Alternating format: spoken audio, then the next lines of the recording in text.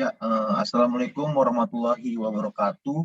Selamat pagi, selamat siang, selamat sore, dan selamat malam dimanapun kalian mendengarkan rekaman kami ini. Oke, mungkin tanpa berlama-lama langsung aja kami di sini akan membahas tentang perumusan visi, misi, dan juga tujuan perusahaan seperti itu.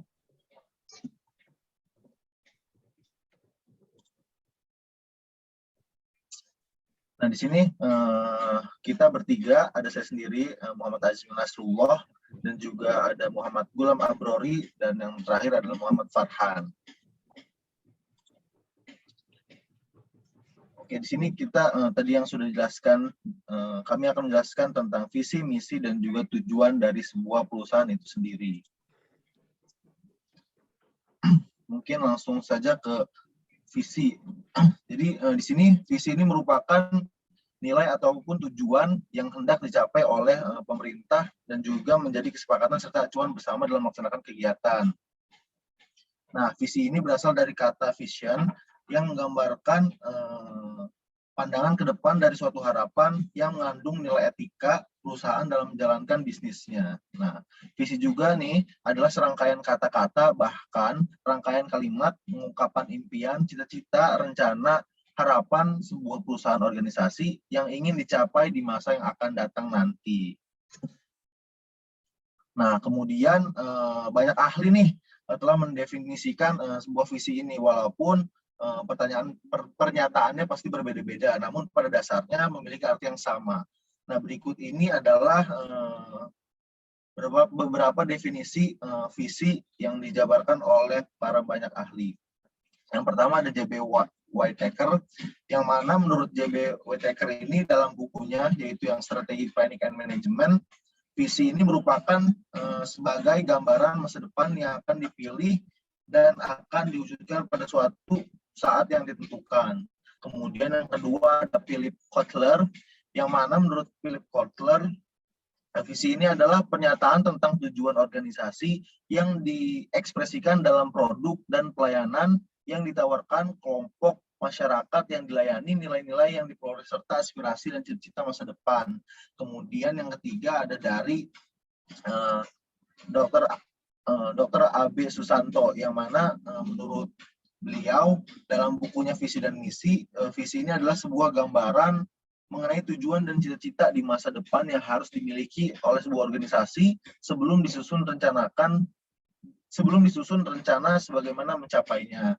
Dan yang terakhir ini ada dari Wibisono. Menurut Wibisono ini, visi ini merupakan rangkaian kalimat yang menyatakan cita-cita atau impian sebuah organisasi atau perusahaan yang ingin dicapai di masa depan. Jadi dapat disimpulkan nih bahwa berdasarkan beberapa definisi di atas tersebut, dapat disimpulkan bahwa visi ini adalah pandangan jauh ke depan tentang ke arah mana sebuah perusahaan ini akan dibawa, atau gambaran cita-cita apa yang ingin dicapaikan oleh sebuah perusahaan, yang mana visi perusahaan ini akan menunjukkan suatu kondisi ideal tentang masa depan yang realistis, meyakinkan, dan juga serta mengandung daya tarik seperti itu. Mungkin lanjut. Selanjutnya adalah karakteristik dan juga manfaat sebuah visi. Nah, dari karakteristik ini terbagi menjadi 6, yaitu yang pertama, 1 dapat dibayangkan, kedua juga menarik, ketiga realistis dan dapat dicapai, keempat jelas, kelima aspiratif dan responsif terhadap perubahan lingkungan, dan yang terakhir adalah mudah dipahami. Dan selanjutnya adalah manfaat dari visi itu sendiri. Yang pertama adalah visi ini bukan fakta, tetapi dapat menjadi gambaran pandangan masa depan yang ingin diwujudkan. Kemudian visi ini dapat memberikan arah dan mendorong. Terus yang selanjutnya adalah anggota organisasi ini akan menunjukkan kinerja baiknya, terus juga menimbulkan inspirasi dan siap menghadapi tantangan. Dan juga selanjutnya menjembatani masa kini dan masa mendatang, terus menjadi gambaran realistis dan kredibel masa depan yang menarik, dan terakhir adalah menciptakan organisasi yang dinamis dan tidak statis.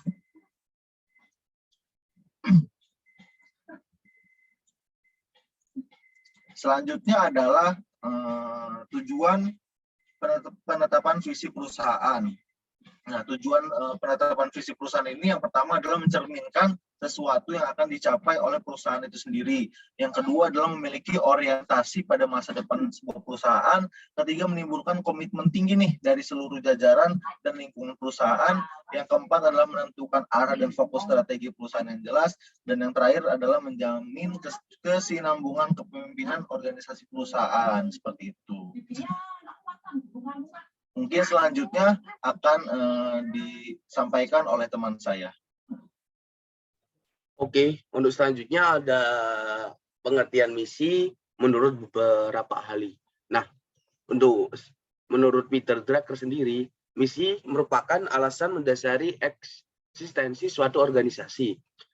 Pernyataan misi organisasi, terutama di tingkat unit bisnis, menentukan batas dan maksud aktivitas bisnis perusahaan. Nah, jadi perumusan misi tersebut merupakan realisasi yang akan menjadikan suatu organisasi mampu menghasilkan produk dan jasa yang berkualitas untuk memenuhi kebutuhan, keinginan, dan harapan pelanggannya. Untuk selanjutnya ada dari Wibisono.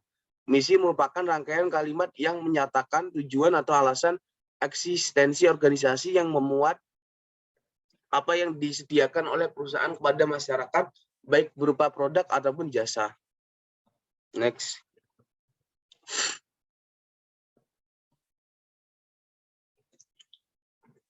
Nah, untuk misi sendiri ada manfaatnya.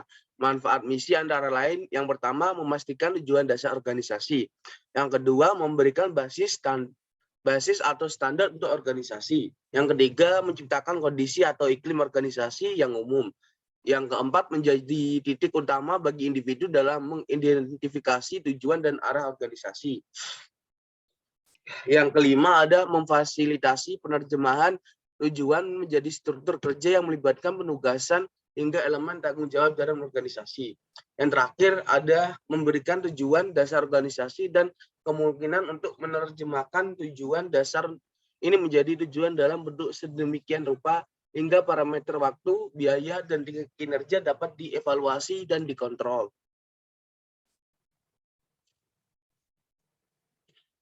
Nah, untuk misi sendiri ada karakteristiknya. Karakteristik misi perusahaan, yaitu yang pertama ada deklarasi sikap. Misi yang baik memungkinkan untuk perumusan dan pemikiran alternatif tujuan dan strategi yang layak tanpa mengurangi kreativitas manajemen. Misi juga harus mempunyai cakupan yang luas, yaitu untuk menyatukan perbedaan secara efektif dan memiliki daya tarik bagi stakeholder organisasi, individu, atau kelompok yang mempunyai kepentingan dalam organisasi, berorientasi pada pelanggan. Nah, alasan berdasar untuk mengembangkan misi perusahaan yaitu untuk menarik sebanyak mungkin pelanggan. Misi sebuah perusahaan tidak hanya mengembangkan suatu produk dan mencari pasarnya, tetapi lebih jauh dari itu. Misi perusahaan harus berusaha untuk mengidentifikasi kebutuhan dan keinginan pelanggan dan kemudian menyediakan alat pemuas kebutuhan dan keinginannya. Next.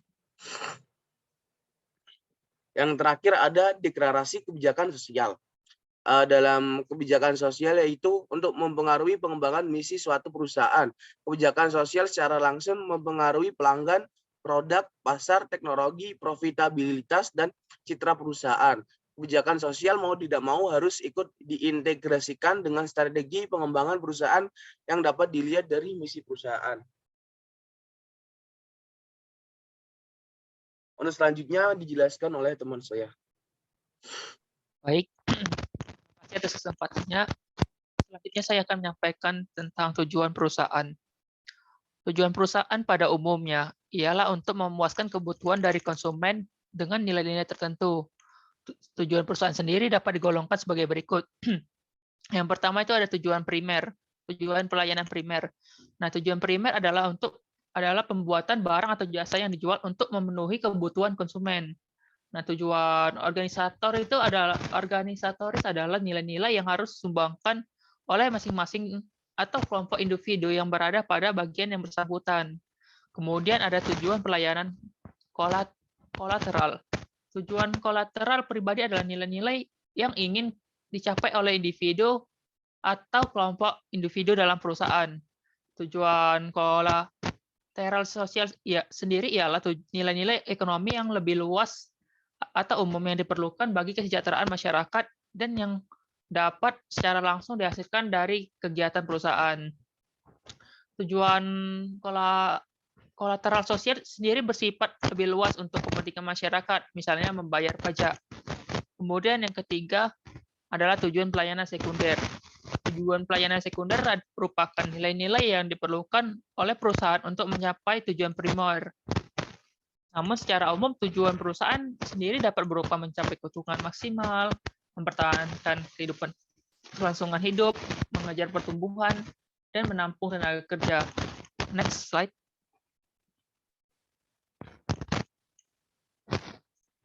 Nah, di sini ada 3 pedoman dasar dalam merumuskan tujuan. Sebagai perusahaan yang menyediakan produk dan layanan jasa, penting untuk menjaga 3 pedoman ini. Yang pertama itu, tujuan harus memiliki manfaat ekonomi dan sosial. Manfaat secara ekonomi dan sosial harus dapat dirasakan oleh seluruh pihak. Dalam bagian ini, pelaku usaha mampu memberikan nilai ekonomi bagi lembaganya, karyawannya, dan kemajuan usahanya, serta tetap memperhatikan nilai sosial yang dapat dibangun antar individu dalam perusahaan maupun masyarakat sekitar. Kemudian tujuan yang kedua adalah pedoman yang kedua adalah tujuan harus memiliki nilai implementasi terhadap strategi-strategi perusahaan. Rumusan berdasarkan nilai implementasi strategi yang dapat diterapkan dalam perusahaan. Tujuan harus sesuai dengan pengalaman strategi perusahaan dalam mencapai target. Hal ini berarti adanya keselarasan dalam membuat tujuan dan melakukan strategi usahanya. Kemudian yang ketiga adalah tujuan harus memberikan keuntungan bagi perusahaan. Bekerja tidak akan seimbang tanpa hasil yang setimpal. Sebagai perusahaan yang bergerak pada suatu bidang, maka sudah sepantasnya menerima imbal untung yang sepadan. Hal ini juga harus disematkan dalam tujuan sebagai landasan penting bahwa perusahaan pasti memiliki tujuan berangkup keuntungan. Next slide. Nah, selanjutnya ada karakteristik tujuan perusahaan. Sebelum kita merancang tujuan perusahaan, kita harus memahami karakteristiknya terlebih dahulu. Yang pertama itu ada spesifik. Spesifik dalam bertujuan artinya menyusunnya secara jelas, rinci, dan mencirikan perusahaan. Hal ini dapat berupa pernyataan yang ringkas dan padat dalam sebuah kalimat, namun tetap menggunakan bahasa yang mudah dipahami. Kemudian yang kedua ada terukur. Terukur dalam artian adalah tujuan telah dipertimbangkan dan ditakar dengan tepat sehingga benar-benar dapat dicapai oleh perusahaan tersebut. Tujuan tidak boleh dibuat asal-asalan hanya demi kata-kata yang menyentuh saja, namun harus dapat dibuktikan dengan kemampuan perusahaan. Jadi tujuan berkarakteristik terukur adalah porsi kuantitatif dan kualitatif yang dapat dicapai berdasarkan kemampuan perusahaan. Kemudian yang ketiga itu ada ambisius. Tujuan harus memiliki nyawa ambisi yang kuat, yang apabila seorang pembacanya akan memuncul getaran sebagai semangat perusahaan tersebut. Perusahaan harus berambisi dalam mencapai tujuan semua yang telah disusun dan ditargetkan dalam mencapai sesuai harapan. Kemudian yang ketiga ada realistis. Bukan berdasarkan pada mimpi dan angan-angan. Tujuan harus memiliki karakter yang real, nyata, dan benar-benar dapat diwujudkan oleh perusahaan. Perusahaan harus menyatakan dengan jelas dan rasional mengenai tujuan usahanya. Kemudian berbatas waktu. Dalam merealisasikannya, tujuan harus ditargetkan dengan waktu tertentu agar perusahaan memiliki acuan dengan jelas mengenai waktu. Hal ini untuk menghindari kelambatan dalam melakukan kegiatan dan untuk menghasilkan kinerja agar cepat mencapai target sesuai waktu yang ditetapkan. Kemudian yang terakhir adalah konsisten. Konsisten harus selalu dipegang dengan erat sebagai perusahaan yang memberikan pelayanan produk pada masyarakat, maka haruslah memegang kuat konsisten tujuan yang telah dipatenkan. Hal ini sangat penting agar tidak menimbulkan kebingungan bagi konsumen. Konsistensi dan komitmen yang pegang teguh dapat meningkatkan kepercayaan terhadap produk dan pelayanan perusahaan yang kita miliki. slide. Sekian presentasi dari kami. Lebih kurang kami ucapkan mohon maaf. Wassalamualaikum. Jika ada pertanyaan, boleh ditanyakan.